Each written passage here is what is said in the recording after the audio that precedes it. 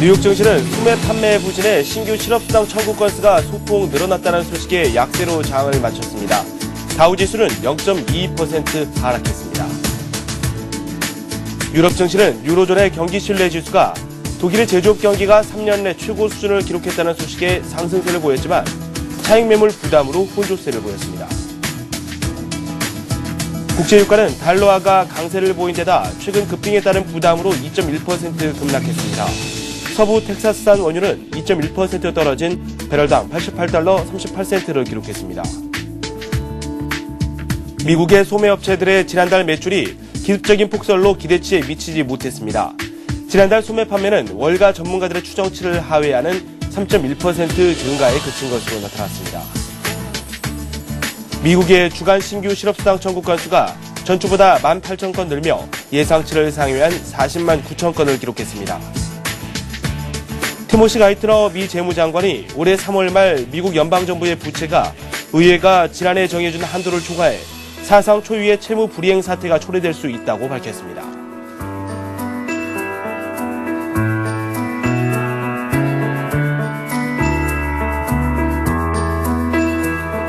여러분 안녕하십니까? 굿모닝 센 증시의 김종성입니다. 미국 증시, 유럽 증시 각각 혼조세를 보였습니다. 여러 가지 원인이 있었겠지만 그동안 많이 올랐다는 평가도 분명히 있었고요. 이 악재가 조금씩 부각이 되면서 시장에 부담을 좀 줬습니다. 구체적으로 어떻게 마감됐는지 소식을 종합해 보도록 하겠습니다. 하나대투증권 양대 지점의 박현욱 차장과 함께하도록 하겠습니다. 안녕하세요. 예, 안녕하십니까. 반갑습니다. 네, 먼저 미국 상황부터 정리를 해보도록 하겠습니다. 미국 증시 같은 경우는 혼조세로 마감이 됐습니다. 이 악재 쪽에 더 초점을 맞추는 분위기가 많이 나왔는데요. 어떻게 마감됐는지 상황 종합해 주십시오. 예, 다우지수는 소폭 하락을 했고요. 기술주인 나스닥 그리고 필라델피아 반도체 지수는 강세로 마감을 했습니다. 다우존스 산업지수는 11,697.31포인트로 전일보다 25.58포인트 하락했고요. 0.2% 하락하였습니다. 반면에 나스닥 종합지수는 2,709.89포인트로 7.69포인트 상승했고요. 퍼센트로는 0.28% 강세 마감했습니다. 필라델피아 반도체 지수는 424.77로 7.68포인트 올랐고요. 퍼센트로는 1.84% 대략 2% 정도의 강한 상승세를 보였습니다. S&P 500 지수는 아무래도 소폭 약세를 보였고요. 1273.85포인트로 전일보다는 2.71포인트 하락한 0.21% 하락했습니다. 개략적인 실적 발표와 지표를 간략하게 말씀을 드리면 전일 발표된 일부 업체들의 동일 점포 매출을 보면 대다수 전문 의류 체인점인 12월 매출이 전문가들 예상치를 밑돌았습니다.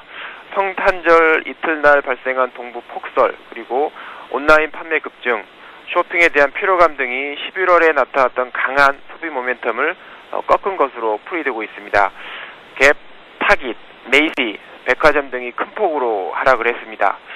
전날에 이어서 고용이 미국 지수 향배에 영향을 줬는데 달러화가 주요 통화 대비해서 강세를 띠자 증시 역시 부정적으로 반영이 됐습니다. 나중에 자세히 말씀드리겠지만 주간 실업 청구자 수는 지난주 38,000명으로 2년 내 최저치를 기록했다가 이번 주에는 40만 9천 명으로 실업보험 청구자 수가 소폭 증가했습니다. 투자자들은 내일 노동부가 발표하는 12월 비농업 부분 신규 고용자 수와 실업률을 주시를 하고 있고요. 지금 기술주는 강하게 반등을 했다고 말씀드렸는데 메트로 PCS가 4분기 가입자 수 증가율이 전분기보다 둔화했다고 밝히면서 하락했고요. AT&T는 버라이존의 아이폰 출시를 앞두고 아이폰 3GS 가격을 절반으로 인하한다고 밝힌 뒤에 소폭 약세를 보였습니다. 네, 구체적인 내용에 대해서 말씀을 해 주셨는데 하나하나 더 살펴보도록 하겠습니다. 미국에서 연말 특수를 누릴 수 있을 것으로 생각했었던 유통업계, 일단 실적 자체가 약간은 좀 좋지 않게 나올 수도 있다. 이런 평가까지 또 나오고 있습니다. 연말에 좀 폭설 때문에 미국 경제가 약간 휘청이는 모습도 많이 보여주고 있는데요. 구체적인 수치를 통해서 한번 살펴보도록 할까요? 예, 잠깐 말씀드린 대로 12월 소매점 매출이 부진을 했는데 폭설 때문이다. 이렇게 얘기를 하고 있습니다. 12월 유통업체 동일 매장 매출이 3.1% 상승을 했습니다. 전년 동월 2.9%보다는 상회한 수치입니다. 이 수치는 4년 만에 가장 큰 폭 증가를 보이고 있습니다만 예상치인 3.4%보다는 하회를 한 걸로 이렇게 나타났습니다. 이는 연말 폭설 영향인 걸로 나타나고 있고요. 유통업체 매출 부진 관련주들은 전일 이 뉴스에 따라서 약세를 보였습니다. 네. 미국 시장에서 이 고용 관련 지표가 하루 걸러서 좋았다, 안 좋았다 이렇게 나오고 있습니다. 주간 신규 실업수당 청구 건수가 예상치보다 좀 많이 늘어서 시장의 우려감을 자아냈는데요. 그와 관련된 구체적인 내용도 살펴볼까요? 예, 말씀하신 대로 실업수당 건수는 소폭 상승을 했습니다. 신규 실업수당 청구 건수가 40만 9천 건으로 전주 대비해서 1만 8천 건이 늘어났지만 예상치인 40만 8천 건에는 부합했다고 지금 평가를 받고 있습니다. 4주 평균치 41만 750건인데요. 이는 2008년 7월 이후 최저이기 때문에 신규 실업수당 청구 건수가 소폭 늘어나긴 했지만 점진적인 고용시장 개선 징후는 계속되고 있다. 이렇게 평가할 수 있겠습니다. 네, 미국의 부동산 시장은 고용시장과는 다르게 좀처럼 개선된 징후가 나타나지 않았는데 오늘 나왔던 여러 가지 소식 중에 이 부동산, 그중에서 아파트 공실률이 많이 줄었다 이런 보도가 나왔더라고요. 관련된 소식 정리해 볼까요? 예, 말씀하신 대로 미국 부동산 시장이 안정화가 되어 있다는 시그널도 또 계속 나오고 있습니다. 작년 4분기 아파트 공실률이 6.6%였는데요. 전분기 7.1% 대비해서 하회를 했고요. 또한 전년 동월 대비 8% 대비해서도 공실률이 낮게 나왔습니다. 이는 2년 만에 처음으로 7%를 하회하는 수치였고요. 2009년 4분기 이후에 강한 회복세를 진행하고 있다라고 말씀드릴 수 있겠고요. 요거는 사회자님께서 말씀하신 대로 부동산 시장이 점진적인 안정 국면으로 지속되고 있다. 이렇게 말씀드릴 수 있겠습니다. 네. 티모시 가이트너 미 재무장관은 또 의회가 어서 빨리 연방정부에 이 부채 한도를 늘려줄 것을 촉구하고 나섰는데 여기에 대해서 좀 격한 표현까지 썼거든요. 관련 소식 전해주십시오. 예, 미 가이트너 재무장관이 의회는 속히 정부 채무 한도를 상향 조정해야 된다라고 강하게 코멘트를 했습니다. 네. 가이트너는 채무 한도 상향 조정하지 않을 경우에 미국이 3월 디포트 가능성도 있다라고 이렇게 극한적인 표현을 했는데요. 1분기 말까지 채무한도 상향 조정이 완료될 것으로 예상이 되고 있고요. 또한 지난해 연방 채무 한도도 14조 3천억 달러로 상향된 적이 있기 때문에 무난하게 마무리될 걸로 이렇게 예상이 되고 있습니다. 네, 유럽 상황도 정리해 보도록 하겠습니다. 유럽 증시 일단은 독일의 경제 지표가 양호하게 나오면서 좀 상승 쪽으로 가닥을 잡아가는 듯했는데 이 미국장이 하락하면서 유럽 증시 역시 약간 부진한 흐름이 나왔습니다. 이 자원 개발주 중심으로 해서 차익 매물까지 나왔다고 하는데요. 유럽 증시 종합적인 상황 살펴볼까요? 예, 말씀하신 대로 유럽 증시는 독일만 상승을 했고요. 영국과 프랑스 주요 국가들이 약보합을 나타냈습니다. 영국 FTSE 푸시 100 지수는 6019.51포인트로 전일보다 24.35포인트 하락했고요. 퍼센트로는 0.4% 하락했습니다. 독일 CAC 40 지수도 3,900.4.42포인트로 전일보다 0.19포인트 약보합을 이뤘고요. 독일 닥스 30 지수는 6,981.39포인트로 전일보다 41.57포인트가 상승한 0.59%가 상승을 했습니다. 구체적으로 살펴보시면 12월 유로존 경기 신뢰 지수가 독일 제조업 경기 향상 등에 힘입어서 3년 내 최고 수준을 기록했다. 수준 때문에 그런 뉴스 때문에 독일 증시가 강세를 보였지만 장 후반 뉴욕 증시가 개장하면서 상황이 약세로 변했습니다. 미국의 주간 신규 실업수당 청구 건수가 아까 잠깐 말씀드린 대로 전주 대비 소폭 증가했다는 소식에 뉴욕 증시가 약세를 보였고요. 거기에 따라서 뉴욕 증시가 약세를 보였고요. 유럽 증시 또한 덩달아서 하락 반전을 했습니다. 그나마 독일 증시가 제조업 경기 향상 추세에 힘입어 유일하게 상승 마감을 했습니다. 런던 증시 쪽에서는 금융주를 제외한 대부분 주식이 약세를 보였습니다. 네, 국제유가 움직임도 한번 살펴봐야 될 텐데 91달러 선을 넘어섰던 게 엊그제 같은데 다시 또 이 80달러대로 내려와 있습니다. 88달러대로 내려와 있는데 그동안 좀 급등했다는 그런 부담감도 있었고 이 달러화가 최근 들어서 다시 강세를 보임에 따라서 이런 경향이 좀 나타나고 있는 것 같아요. 국제유가를 비롯해서 상품시장 내용도 정리해보죠. 예, 유가, 금, 유로, 달러 인덱스 간단하게 말씀드리겠습니다. 유가는 단기 급등 부담에 약세를 보였고요. WTI는 88.38달러를 기록했습니다. 금값은 2달러가 하락을 했고요. 온스당 1371.7달러를 기록했습니다. 유로 또한 달러 강세의 약세를 보였는데요. 1유로당 1.3011달러를 기록하면서 최근 유로 약세, 달러 대비해서 약세를 계속 보여주고 있습니다. 달러 또한 0.64% 상승하여 달러 인덱스는 80.76을 기록하였습니다. 네, 국제유가 상품 시장에 대한 내용을 살펴봤는데 이 금값과 유가가 모두 하락하면서 마감을 했죠. 오늘 나올 주요 경제지표 내용을 살펴보니까 앞에서도 말씀을 해주셨습니다. 실업률을 비롯해서 고용지표 쪽으로 관심이 많이 가는데요. 결과가 어떻게 나올까요? 예, 오늘 밤 발표될 지표는 말씀하신 대로 소비자 신용 그리고 고용 그리고 고용과 관계된 임금 쪽이 계속 포커스가 맞춰지고 있는데요. 11월 소비자 신용이 이전치에는 3.4억 달러였는데 예상치는 그거보다도 크게 하락한 0.5억 달러를 기록한 걸로 보입니다. 12월 고용 관련 지표가 대거 발표가 되는데요. 미리 말씀드리면 약간 좀 좋게 평가를 받고 있는 것 같습니다. 12월 비농업 부문 고용자 변동은 3.9만 명 정도였는데요. 예상치는 그것보다도 훨씬 증가한 14만 명 정도로 고용자가 많이 늘어날 걸로 예상이 되고 있고요. 12월 비농업 부문 민간 고용자 변동 또한 기존에는 5만 명 정도였는데 예상은 15만 명 정도로 크게 늘어날 걸로 보여지고 있습니다. 12월 실업률 또한 이전에는 9.8%였는데 예상으로는 9.7%로 실업률 또한 감소할 걸로 예상이 되고 있고요. 12월 시간당 임금 또한 기존에는 큰 변동은 없었는데 앞으로는 시간당 임금이 예상되는 걸로는 12월 시간당 임금은 0.2% 상승할 거다 이렇게 전망이 되고 있어서 전반적인 고용 관련 지표는 컨센서스는 약간 파저티브하게 전망이 되고 있는 것 같습니다. 네. 네, 지금까지 해서 뉴욕 증시, 유럽 증시, 기타 일정에 대한 내용까지 한번 살펴봤습니다. 하나대투증권 양재지점의 박현욱 과장과 함께했습니다.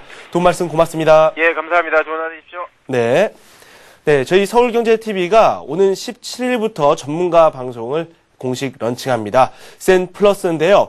plus.centtv.co.kr로 들어오셔서 관련 정보를 받아보실 수 있습니다. 많은 참여 바랍니다.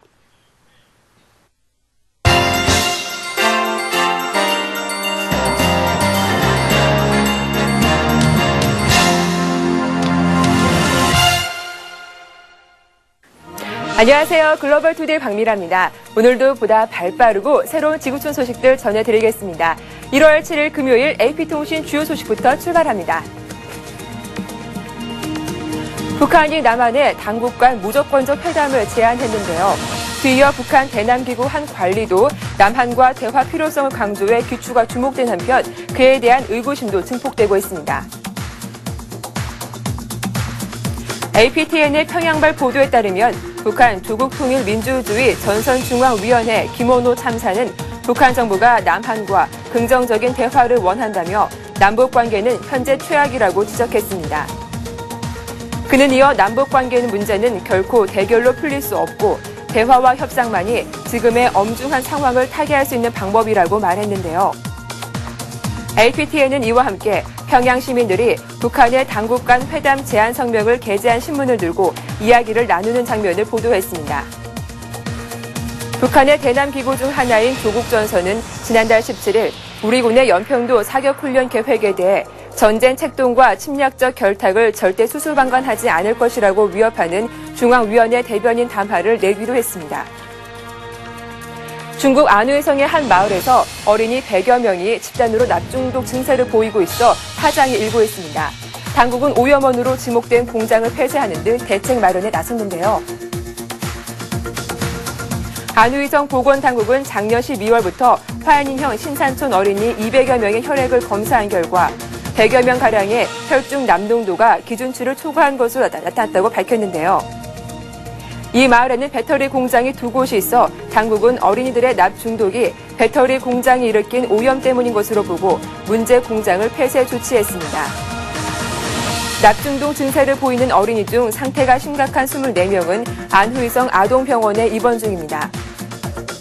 안후위 아동병원의 장둥 아동보건국장은 우리는 배터리 공장의 납 오염이 어린이들의 납 중독을 일으켰다는 명백한 결론을 내렸다고 말했습니다. 호주 북동부를 집중 강타한 홍수 피해 규모가 기하급수적으로 불어나고 있습니다. 교통 대란부터 관광업, 대외 수출까지 그 피해 범위 역시 광범위한데요. 주의회 비상회의를 주재한 애너 블라이 퀸즐랜드 주 총리는 호주가 홍수로 인해 발생한 주택과 기관 시설 파괴 및 각종 경제적 피해를 합치면 50억 달러를 상회할 것 같다고 밝혔습니다. 주 정부는 당초 홍수로 인한 비용을 20억 달러로 추정했으나 피해가 속속 드러나면서 손실 규모도 눈덩이처럼 불어나고 있는데요. 이미 40개 마을에서 20만 명이 크고 작은 피해를 입은 가운데 다음 주까지 계속 비가 내릴 것으로 예보돼 피해가 더욱 커질 수 있다는 우려가 제기되고 있습니다. 7만 7천 명이 사는 퀸즐랜드 로캠튼 지역은 불어난 피츠로이 강물로 도로가 침수돼 육지 속의 섬으로 변했는데요. 이번 재난으로 퀸즐랜드 탄광의 75%가 가동을 중단했으며 농업과 관광업도 큰 타격을 입었습니다. 퀸즐랜드주는 전 세계 제철 제강용 서탕 해상 물동량의 약 3분의 1을 차지합니다. 농업과 축산업의 타격도 불가피한데요. 호주는 브라질에 이어 세계 2대 소고기 수출국으로 한국을 비롯해 일본과 러시아, 미국 등이 주요 시장입니다.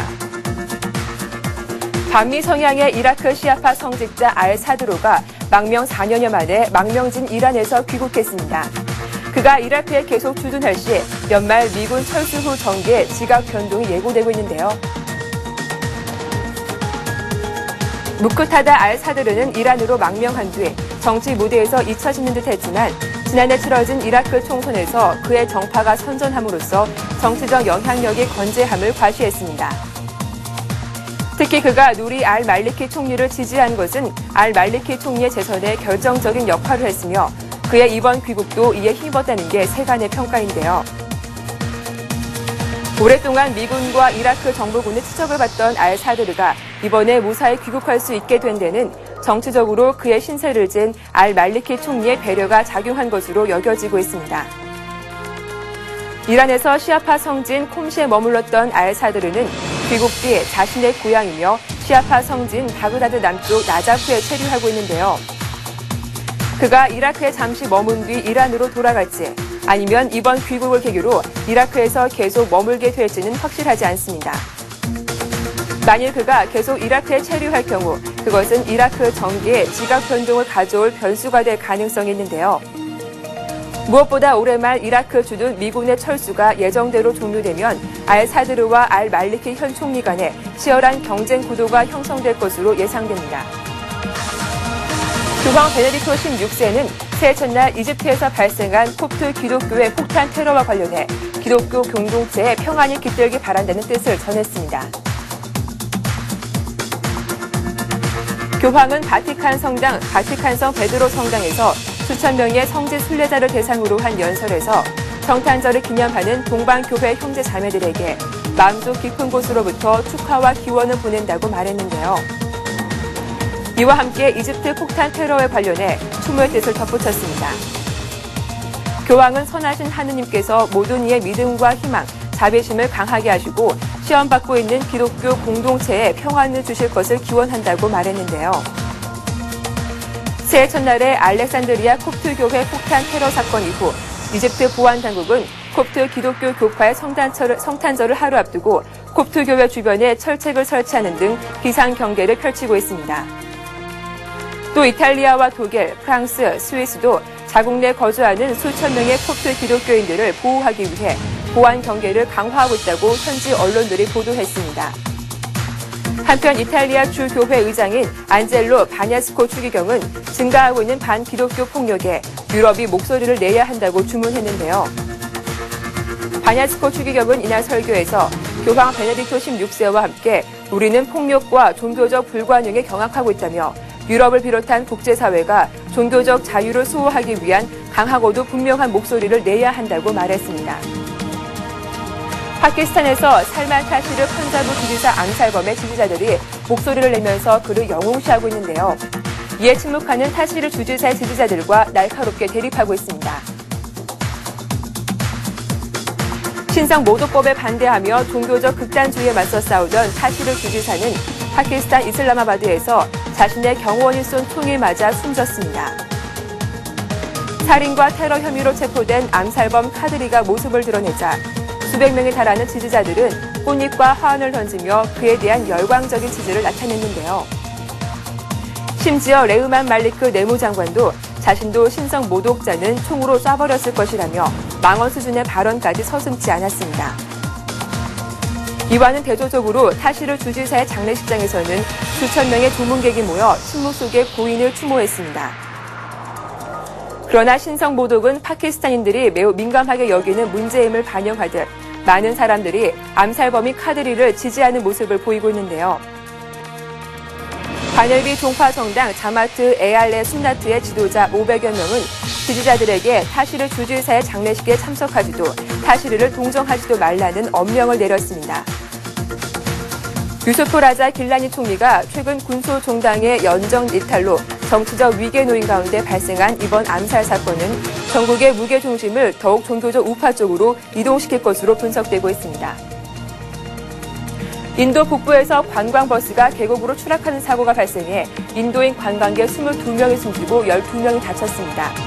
인도는 매년 세계에서 가장 많은 교통사고 사망자를 내고 있는 것으로 알려져 그에 대한 강력한 개선책이 요구되고 있습니다. 우타라 찬드주의 마헨드라 싱탐타 대변인은 52명을 태운 채 히말라야 산맥 아래에 있는 유명 산악 명승지 무술의 관광을 마치고 하리드와르로 돌아가던 버스가 거북길에서 전복해 협곡에 거꾸로 추락했다고 전했습니다. 탐타 대변인은 사망자 가운데 13명이 어린이였으며 병원으로 옮겨진 부상자 가운데 4명이 위독한 상태라고 말했습니다.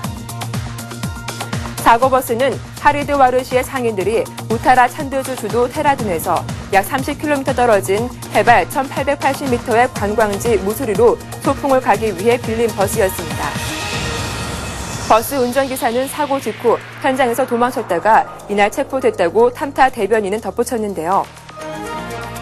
현재 경찰은 사고 전에 버스 탑승객들이 운전기사에게 서행해달라고 요청했다는 한 목격자 증언 등을 미뤄 과속으로 사고가 난 것으로 추정하고 있습니다.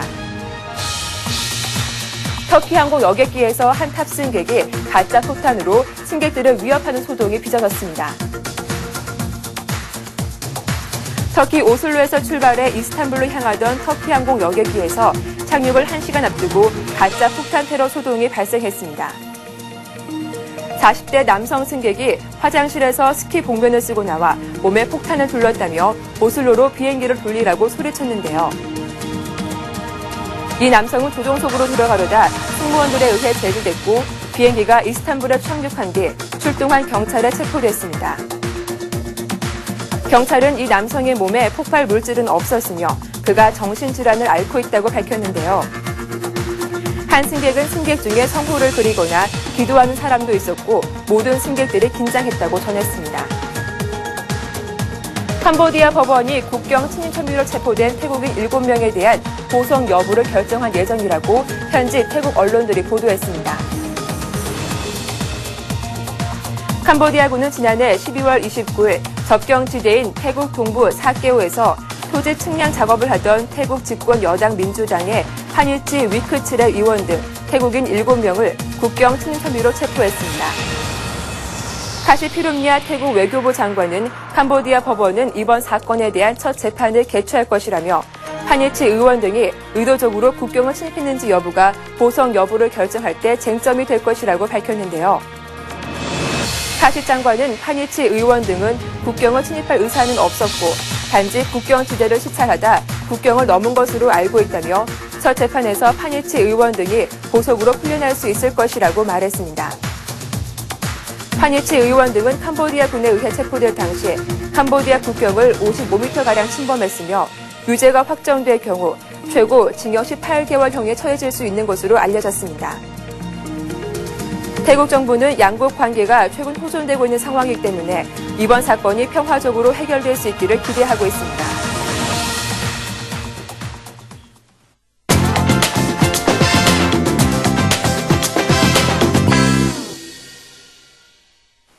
러시아 여성이 베이비 요가라며 갓난아기를 들고 돌리는 영상이 공개돼 충격을 주고 있습니다. 영상에 출연한 러시아 히피 여성은 벌거벗은 아이로 양손으로 돌리고 심지어 다리를 잡고 거꾸로 돌립니다. 베이비 요가라고 소개한 영상을 본 누리꾼들은 흥분을 감추지 못했는데요. 한 프랑스 웹사이트에 올라온 영상에는 댓글을 통해 야만적 행동이다, 무책임한 일이라며 우리 문화에서는 이해할 수 없다는 의견이 게시됐습니다. 한국의 누리꾼들도 설마 진짜 아기가 아니라 인형일 것이라며 아동학대라고 비판의 목소리를 높였습니다. 길거리에서 구걸하던 노숙자가 하루아침에 라디오 진행을 하는 성우가돼 화제가 되고 있습니다. 그야말로 인생 역전인데요. 미국 오하이오주 콜럼버스에서 수년 동안 길거리에서 구걸하던 매력적인 보이스의 노숙자 테드 윌리엄스가 한 지역 라디오 방송국의 진행성으로 발탁됐습니다. 윌리엄스는 라디오 진행자가 되기 전 술과 마약 등에 빠져 길거리 노숙자로 지냈는데요. 노숙자 생활을 하는 동안 그는 길거리에 지나가는 차량에 다가가 방송 진행자 흉내를 내며 운전자에게 동정을 호소해 생활을 영위했습니다. 이런 그의 모습이 지역 언론사에 소개되자 신이 내린 목소리라며 반응이 뜨거웠는데요. 성우 더빙료로 $10,000, 약 1,100만 원을 제시받았고 라디오 방송국과 각종 케이블 TV 등으로부터 진행 요청을 받았습니다. 미국 언론들은 천부적인 목소리를 지닌 이 노숙자의 극적인 인생 반전을 미국판 수정고일의 탄생으로 묘사하고 있습니다. 얼룩말 한 마리가 코뿔 속 꿀을 깨물었습니다. 이 황당한 장면 함께 보시죠. 이 얼룩말은 코뿔소의 뿔을 입에 물고 놓아주지 않는데요. 코뿔소는 대단히 귀찮다는 표정입니다.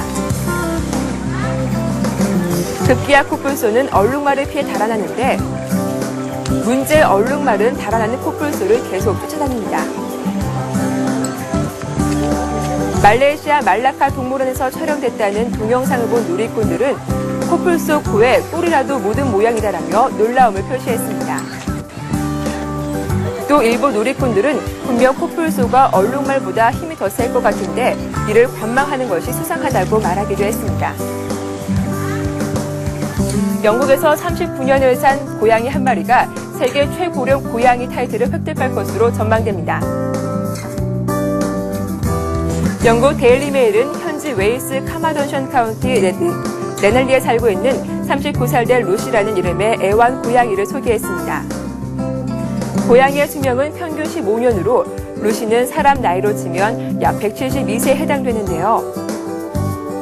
루시의 주인 빌 토마스는 1999년 이 고양이를 상속받았습니다. 이후 루시와 함께 살면서 시간이 이렇게 많이 흐른지 짐작하지 못했다고 말했는데요. 그는 이어 루시가 1972년 태어났다는 사실을 뒤늦게 주변 지인을 통해 알아냈다고 밝혔습니다. 한편 기네스북 측은 루시의 나이는 사실로 보인다며 세계 최고령 고양이 타이틀에 오르는 것은 문제가 될 게 없다고 전했는데요. 현재 루시는 비록 귀는 멀었지만 매일 정원에서 산책을 즐기고 토마스의 어린 손자와도 잘 어울리는 등 건강하게 살고 있습니다. 결승점을 눈앞에 두고 길을 잘못 든 한 마라토너가 해외 인터넷에서 화제 인물로 떠올랐습니다. 이 마라토너는 일본에서 열린 마라톤 대회에 참가해 결승점 직전에 선두로 치고 올라왔습니다. 4명의 남자가 선두를 놓고 각축을 벌이고 있는 순간에 이 선수는 중대한 실수를 저질렀는데요.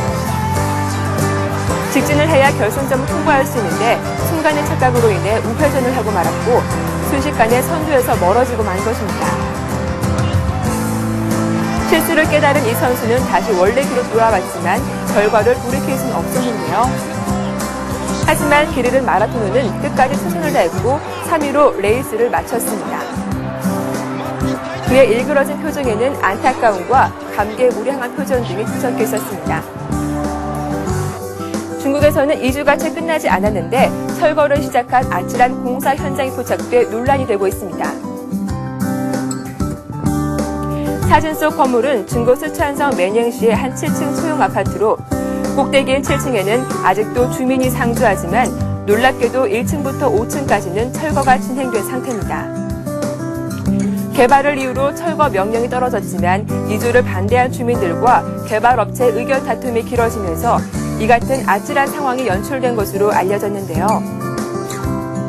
철거 및 개발이 결정된 문제의 건물은 이 지역에 공장을 가진 모 사상의 소유인데 회사가 부도를 맞으면서 지난해 7월 이를 매냥시의 한 토지개발공사에 매매했습니다. 하지만 건물을 인수한 회사가 특정한 보상 금액과 주민들의 의견이 상충하면서 철거가 늦어지자 지난 1일 매냥시 측은 1층에서 5층의 계단과 집 일부를 강제 철거하는 데 이르렀는데요. 이곳에 사는 주민 자오 씨는 철거업체와 다툼을 벌이는 과정에 이미 많은 사람들이 다쳤고 일부 주민은 심각한 부상을 입었다면서 협상을 시도했지만 통하지 않았다고 불만을 토로했습니다. 오늘 글로벌 투데이에서 준비한 소식은 여기까지입니다. 보다 생동감 넘치는 소식으로 다음 주 월요일 다시 인사드리겠습니다. 고맙습니다.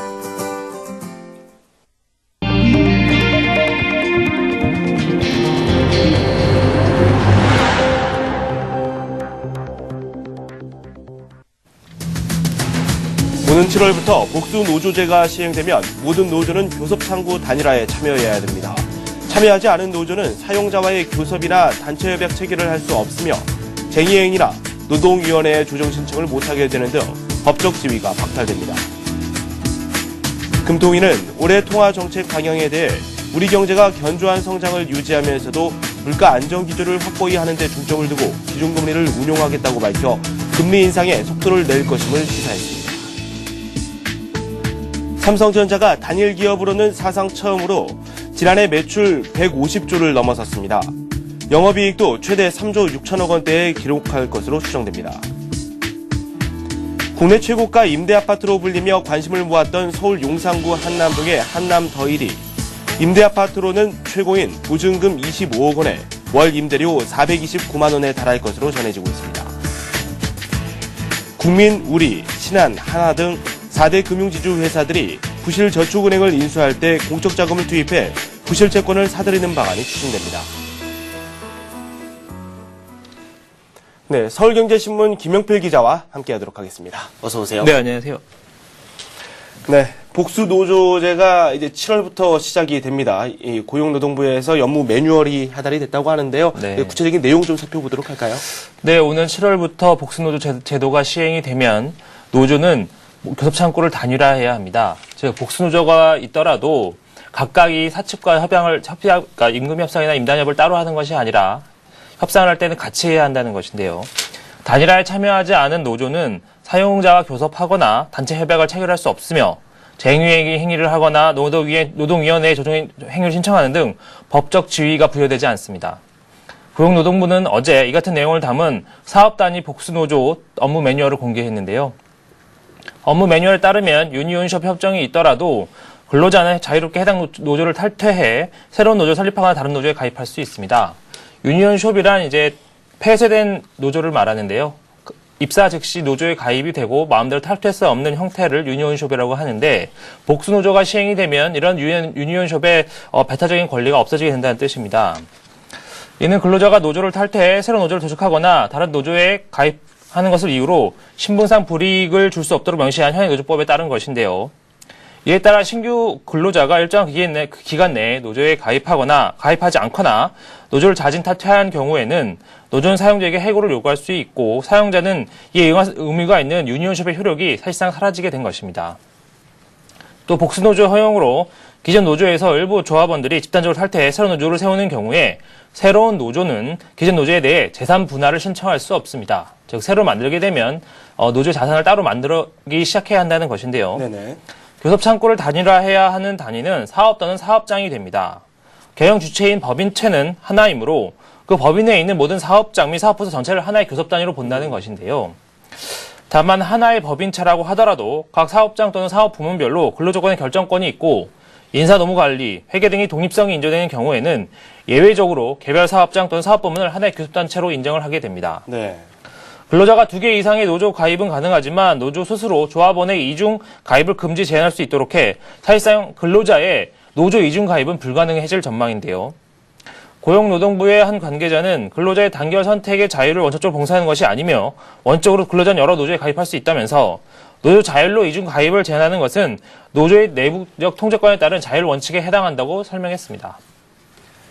네. 그리고 요즘 물가가 상당히 많이 올랐습니다. 주유소를 가더라도 기름값이 그렇게 많이 올랐는지 몰랐는데 상당히 저도 놀랐고요. 마트를 가더라도 식품 물가도 상당히 많이 오른 것 같다는 생각이 들어요. 한국은행 금융통화위원회가 어제 임시회의를 열었는데 이렇게 요즘 들어서 이 물가가 좀 불안한 흐름을 보이니까 물가 안정에 좀 초점을 두고 정책 운용을 하겠다라고 이야기를 했는데 기준금리 인상을 통해서 나서겠다 이런 뜻으로 현재 풀이가 되고 있죠. 네, 맞습니다. 한국은행이 물가 관리에 나섰습니다. 작년 이제 물가가 계속 앞으로의 물가 걱정을 많이 했었는데 한국은행이 이런 시장의 반응을 감안하지 않고 계속 이제 경기 진착책 때문에 기준금리를 계속 큰 폭으로 올리진 않았었는데요. 네네. 한국은행은 올해 통화 정책의 목표를 물가 안정으로 설정을 했습니다. 지난해 경기 회복에 무게중심을 실었던 통화 정책을 물가 안정으로 전환하는 것으로 한은 향후 공격적 금리 인상을 통해 돈줄 재기에 나설 것으로 보입니다. 한은금융통화위원회는 어제 임시회의를 열고 2011년 통화신용정책 운영 방향을 의결했는데요. 금통위는 의결문에서 글로벌 금융위기 대응 과정에서 확대 공급된 유동성을 환수하겠다면서 은행 자본확충펀드, 채권시장 안정펀드 등 지원된 자금도 회수하겠다고 밝혔습니다. 앞서 금통위는 지난달 23일 중소기업 지원 자금인 총액 대출 한도를 8조 5천억에서 7조 5천억 원으로 축소한 바 있는데요. 금통위는 올해 통화정책 방향에 대해서 우리 경제가 견조한 성장을 유지하면서도 물가 안정 기조를 확고히 하는 데 중점을 두고 기준금리를 운용하겠다고 밝혔습니다. 사실상 기준금리를 인상하겠다는 뜻을 밝힌 것인데요. 금통위는 올해 소비자 물가 안정 목표 중심치인 금통위는 올해 소비자 물가의 상승치를 안정 목표 중심치인 3%가 약간 웃돌 것으로 전망을 하고 있습니다. 한은은 지난달 발표한 2011년 경제 전망에서 올해 물가 상승 전망치를 3.5%로 제시한 바 있는데요. 네. 금통위는 경기 상승세 지속에 따른 수요 압력 확대와 국제 원자재 가격, 임금, 집세 인상에 따라서 물가가 계속 오를 것이라고 보고 네. 이에 대한 대응을 철저히 하기로 했습니다. 네. 그리고 삼성전자가 오늘이죠 실적 가이던스를 발표합니다. 이 삼성전자의 매출이 과연 얼마나 나올지 시장에 관심이 나오고 있는데요. 150조 원 시대를 낼 것이다. 이런 이야기까지 나오고 있습니다. 참 단일 기업으로는 사상 최대액 아닙니까? 그렇습니다. 삼성전자가 역시 글로벌 기업의 이름에 걸맞게 단일 기업으로는 처음으로 지난해 매출이 150조 원이 넘었을 것으로 전망이 되고 있습니다. 지난 2008년 매출 100조 원 돌파 이후 2년 만에 무려 150조를 돌파한 기록을 세우게 된 것인데요. 업계와 증권가 전망에 따르면 삼성전자는 지난해 4분기 매출이 40조에서 43조 원, 영업이익은 3조 2천억 원에서 3조 6천억 원대로 올린 것으로 추정이 되고 있습니다. 삼성전자는 이 같은 내용을 골자로 한 지난해 4분기 실적 잠정치를 오늘 발표하게 되는데요. 삼성전자는 지난해 3분기까지 누계로 매출 122조 7천억 원, 영업이익 14조 2,800억 원을 기록하고 있습니다. 이런 가운데 삼성전자는 4분기에 매출 40조 원 이상을 달성할 것으로 보여서 지난해 연간 총 매출이 사상 처음으로 150조 원을 무난히 넘길 것으로 전망이 되고 있는데요. 반면 연간 영업이익은 당초 기대치인 20조 원에는 미치지 못할 것으로 전망이 되고 있습니다. 지난해 3분기까지 누계 영업이익이 14조 2,800억 원으로 4분기 실적을 감안하면 15조 원을 훌쩍 넘어서 17조에서 18조 원이 될 것으로 보이는데요. 물론 17조에서 18조 원도 많은 금액이지만 20조 원에는 조금 못 미칠 것으로 보입니다. 앞서 삼성전자는 지난 2008년 매출 121조 원을 기록하면서 사상 첫 매출 100조 원 시대를 열었는데요. 2009년에는 연간 매출 100조 원과 영업이익 10조 원 동시 돌파라는 기록도 함께 세웠습니다. 증권업계의 한 관계자는 삼성전자가 지난해 매출 150조 원, 영업이익 15조 원 이런 대기록을 세울 것으로 전망이 된다면서 이 같은 사상 최대 기록 행진은 당분간 계속 이어질 가능성이 매우 높다고 전했습니다. 네. 그리고 국내에서 이 최고가 임대 아파트로 손꼽히는 이 한남 더힐 드디어 공개가 됐습니다. 입주할 때 드는 비용이 상당히 크더라고요. 누가 입주할지도 큰 관심을 모으고 있는데요. 자세한 소식 전해주십시오. 네, 국내판 비버리힐스가 따로 없는데요. 네. 보증금만 최고 25억 원에 월 임대료만 429만 원에 달하는 초호화 저택이죠. 네. 한남 더힐이 드디어 모습을 드러냈습니다. 국내 최고가 임대 아파트인 한국판 비버리힐스인 한남 더힐이 마침내 언론의 모습을 드러냈는데요. 지난 2009년 2월 착공 후 2년 만인 이달 말 공사를 앞두고 입주자를 만든 이 단지는 임대 아파트로는 최고 보증금 25억 원에 월 임대료만도 429만 원에 달할 전망입니다. 이 같은 가격에도 불구하고 한남 더힐의 입지와 부자들만의 커뮤니티 공간을 제공하겠다는 마케팅 전략이 성공을 거둬서 당시 최고 51대1이라는 청약 경쟁률을 기록했는데요. 안성기 씨와 이승철 씨, 손숙 씨 등 유명 연예인들도 대거 계약을 했습니다. 한남 더힐에는 수십만 그루에 달하는 조경수와 다양한 조형작품이 배치될 예정인데요. 시행사인 한스자람 관계자는 입주민들이 사용하게 될 갤러리와 커뮤니티 센터 등에 내걸리는 예술작품을 구입하는 데만도 수십억 원이 들었다면서 조경수 역시 최초 계획 물량보다 5배 정도 더 심었다고 말했습니다. 단지 내 커뮤니티 시설도 눈에 띄는데요. 골프 연습장, 헬스클럽, 수영장, 사우나 등의 구성은 다른 일반 아파트와 비슷하지만 내부 시설이나 마감재는 최고 호텔 수준인 것으로 알려졌습니다. 운영 역시 특급 호텔 수준으로 이루어져서 입주자들 간의 사교의 장이 될 것으로 전망이 되고 있는데요. 다만 분양 당시 논란이 됐던 한강 조망은 쉽지 않은 것으로 보이고 있습니다. 단지 뒤편으로 남산이 펼쳐져 있지만 테라스에서 바라본 한강은 빌딩숲에 가려서 잘 보이지 않는 것으로 전해졌는데요. 현지 부동산 시장의 관심은 2년 6개월 후 임대에서 분양으로 전환되는 가격에 쏠려 있습니다. 즉 2년 6개월 동안은 임대로 운영되지만 그 이후에는 분양을 받아서 자신이 소유할 수 있는 것인데요. 임대 계약 기간이 5년이지만 임대인과 임차인이 합의할 경우 그 기반을 절반으로 줄일 수 있어서 2년 6개월만 지나면 본인의 소유를 할 수 있습니다. 임대의 전환 가격은 회사 임차인이 각각 선정한 감정평가세 평가액을 평균에 산출이 되는데요. 한남동 I 공인의 관계자는 한때 한남 더힐 332제곱미터형은 10억 원에 가까운 웃돈이 붙어 매물이 나오기도 했다면서 인근에 비교할 만한 아파트가 없기 때문에 분양 전환 가격을 둘러싸고 치열한 공방이 예상된다고 말했는데요.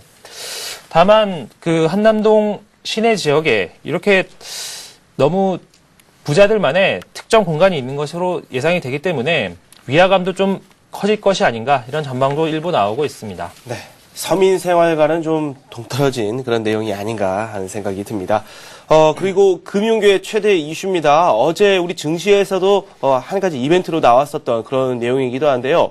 금융지주사들이 부실한 그런 대형 저축은행을 인수한다. 이런 소식을 어제 저희가 전해드린 바 있습니다. 이 정부도 여기에 큰 도움을 주겠다. 이런 입장을 밝혔다고요. 예, 맞습니다. 사실상 정부 주도로 금융지주사의 도움을 얻어서 저축은행을 부실을 해결하는 것이기 때문에 정부도 일정 부분을 부담하겠다는 뜻인데요. 네. 주요 4대 주주죠. KB, 우리, 신한, 하나 등 4대 금융지주 회사들이 부실저축은행을 인수할 때 정부가 공적 자금을 일부 투입해 부실 채권을 털어주는 방안이 추진이 됩니다. 김석동 금융위원장은 어제 서민금융지원 현장 점검차 서울 금천구 현대시장 방문한 자리에서 은행이 저축은행 인수가 은행 주가에 부정적 영향을 미칠 수 있지 않느냐는 질문에 금융지주 주가의 호재가 될 수 있다고 답했습니다. 이어 김 위원장은 저축은행을 인수하면 금융지주사의 사업이 다각화되고 저축은행들의 수익 구조도 혁신적으로 바뀔 수 있다고 설명을 했는데요. 이에 대해 금융권에서는 대형 부실저축은행을 인수 시 정부가 공적 자금을 통해 인수 부담을 털어주겠다는 뜻으로 받아들이고 있습니다. 사실 시장에서는 금융지주사가 저축은행을 인수할 때 그 부실을 메워야 되는 손실 문제로 주가가 떨어진 것인데요. 금융당국이 오히려 주가가 오를 수 있다고 얘기한 데는 일부 부실을 정부가 부담해 주겠다는 뜻이 아니겠냐는 것입니다.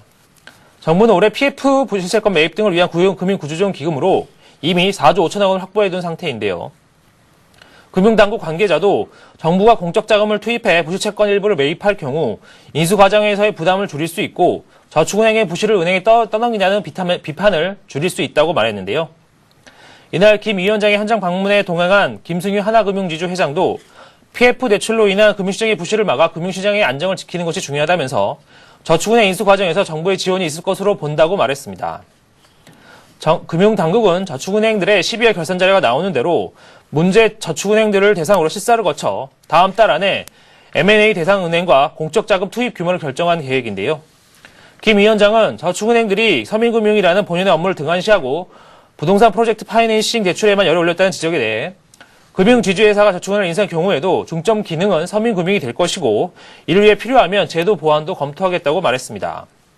한편 금융위원회는 금융지주사들의 인수 대상이 아닌 중소형저축은행에 대해서는 구조조정을 위해 예금보험기금 공동개정 설치를 위한 예우법 개정안을 다음 달 임시국회에서 관철시키겠다는 계획을 세워두고 있습니다.